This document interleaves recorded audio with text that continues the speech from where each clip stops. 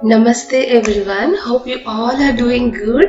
So ఈ రోజు ఈ వీడియో ట్యుటోరియల్ లో ఈ బ్యూటిఫుల్ నేమ్ బోర్డ్ ఎలా చేయాలి, ఈ కపుల్ ఓవెల్స్ ఎలా చేయాలి అండ్ స్టెన్సిలింగ్ పార్ట్ ఎలా చేయాలి అవన్నీ నేను మీతో ఈ రోజు షేర్ చేసుకోబోతున్నాను. So stay tune till the end. Okay, and let's begin the video. So దీనికి కావాల్సిన మెటీరియల్ ఈ వుడెన్ ప్లాంక్స్, ఇవి నేను అమెజాన్ లో తీసుకున్నాను. So for 250 rupees you'll get some 6 to 8 planks. And then ఈ రెండు తీసుకొని దీనికి నేను వైట్ పెయింట్ వేసాను అనమాట. వేసాక ఈ వీడియోలో చూపించినట్టు నెయిల్స్ ఇలాగా మనం కొట్టుకోవాలి, ఇలా అనమాట.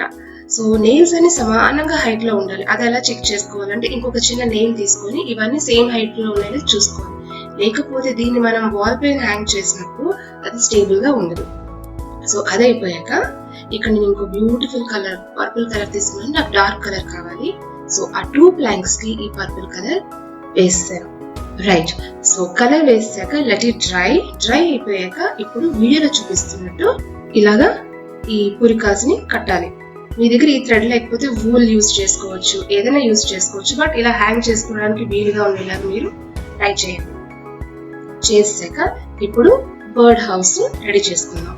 So I'm using ice cream sticks here. So వాటిని నేను చూపించినట్టుగా మీరు పేస్ట్ చేసుకోవాలి. ఫెవికాల్ యూజ్ చేయాలి. వీడియోలో చూపించినట్టు మీరు అరేంజ్ చేయండి. మధ్యలో ఉన్న వాటిని యాజ్ ఇట్ ఈస్ పేస్ట్ చేయొచ్చు. చివర్లో ఉండేవి మాత్రం కొంచెం షేప్ కట్ చేయాలి, టిప్ కట్ చేయాలి.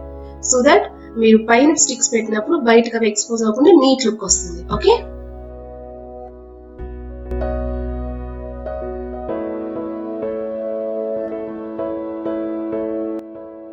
సో ఇది కూడా రెడీ అయిపోయింది.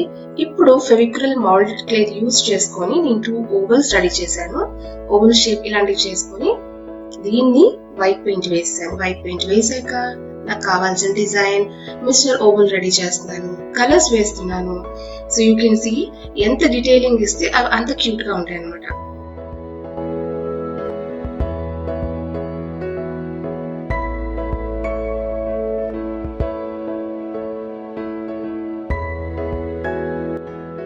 I'm using zero brush here. మీ దగ్గర జీరో బ్రష్ లేదనుకోండి, ఈ డీటెయిలింగ్ కోసం టూత్ పిక్ కూడా యూజ్ చేయొచ్చు.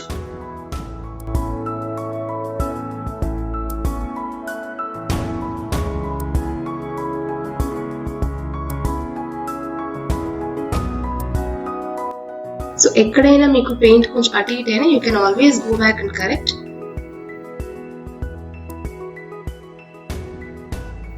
So my mister oval is ready. Miss oval కూడా రెడీ అయ్యింది.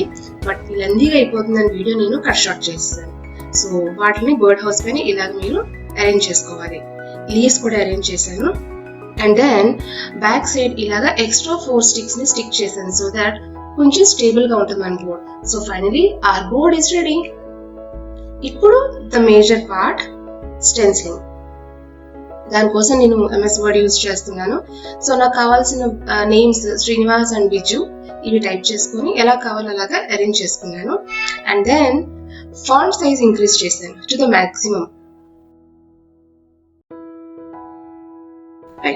తర్వాత ఫాంట్ స్టైల్ ఏది కావాలో అది మీరు పెట్టుకోవచ్చు. నాకు ఇది నచ్చింది, సో ఇది యూజ్ చేశాను ఫాంట్ సైజ్. అండ్ దెన్ వీడియోలో మీకు ఒక ఏరో మార్క్ కనిపిస్తుంది చూసారా, ఎంఎస్ వర్డ్ లో కిందకి అంటే రైట్ కార్నర్ కి ఒక మాక్సిమైజ్ బటన్ ఉంటుంది, ప్లస్ మైనస్ బటన్. సో దాన్ని మనం ప్లస్ చేస్తే స్క్రీన్ సైజ్ పెరుగుతుంది. సో స్క్రీన్ సైజ్ అలా పెంచుకొని ఆ నేమ్స్ మనకి స్క్రీన్ కి మధ్యలో వచ్చేలా చూసుకోవాలి. ఇప్పుడు ఒక A4 sheet and sketch pen use చేస్తూ మనం ఈ నేమ్స్ ని ట్రేస్ చేసుకోవాలి. స్కెచ్ పెన్ మాత్రమే యూజ్ చేయండి. పెన్సిల్ కానీ పెన్ కానీ యూజ్ చేస్తే అవి కొంచెం షార్ప్ పాయింట్ కదా, స్క్రీన్ పాడవుతుంది. అండ్ స్కెచ్ పెన్ అయితే ఈజీగా ట్రేస్ చేసేయచ్చు.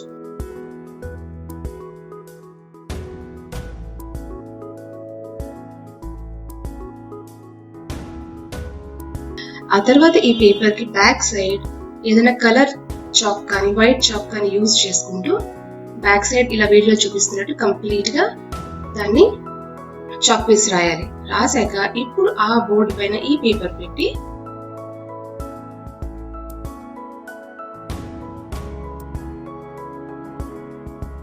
ఇప్పుడు ఈ పేపర్ ని బోర్డు పైన పెట్టుకొని ట్రేస్ చేయాలి. ఇప్పుడు మాత్రం షార్ప్ పాయింట్ ఉన్న పెన్ యూజ్ చేయాలి. ఎందుకంటే మనం ఎంత స్ట్రెస్ చేసి రాస్తే మనకి చాక్ పీస్ ప్రింట్ అంత చక్కగా పడుతుంది అనమాట. So make sure that the name is in the middle of the Planck.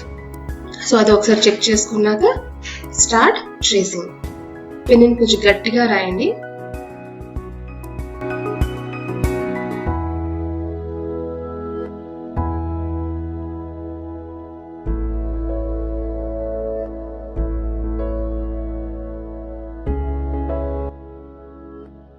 And జడాన్, చూసారు కదా ఎంత ఈజీగా ట్రేస్ చేసుకోవచ్చు.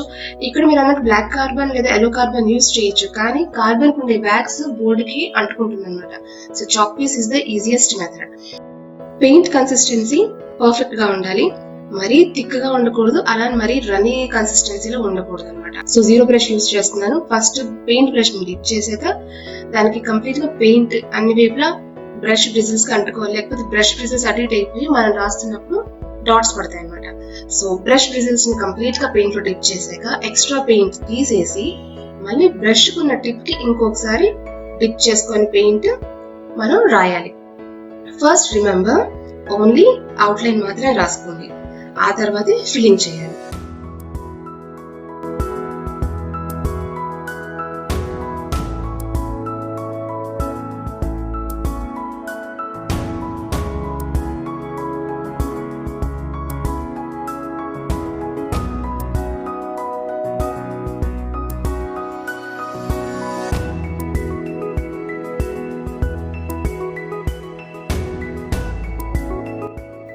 సో కంప్లీట్ గా రాసుకున్నాక ఇది కొంచెం పాప్అవుట్ అవడానికి అక్కడక్కడ బ్లాక్ కలర్ తో కూడా వీడియోలో చూపించినట్టు షేడింగ్ ఇవ్వచ్చు అనమాట. So let it dry. ఒక 2-3 అవర్స్ డ్రై అయిపోయాక ఆ తర్వాత వెట్ క్లాత్ తీసుకొని బోర్డ్ ని చక్కగా క్లీన్ చేసేయండి. ఇప్పుడు వరకు ఉన్న డస్ట్ కానీ చాక్ పౌడర్ కానీ ఏమైనా ఉంటే అవన్నీ పోతాయి. అండ్ దెన్ ఒక 1.5 అవర్ డ్రై అయిపోయాక ఒక కోట్ ఆఫ్ వార్నిష్ ఇవ్వచ్చు. సో దీనివల్ల ఏంటంటే you will get a glossy finish and at the same time మన ఆర్ట్ వర్క్ కూడా పాడవకుండా ఉంటుంది అనమాట. So next time just wet cloth తీసుకుని క్లీన్ చేస్తే పైన డస్ట్ అంతా కూడా పోతుంది. Right, and this is the final board. So that is it friends. ఈ రోజు నేను ఈ వీడియోలో మీతో షేర్ చేసిన ఇన్ఫర్మేషన్ మీకు నచ్చినట్లయితే do subscribe to my channel and stay tuned. See you in my next video. Until then, bye bye. Take care.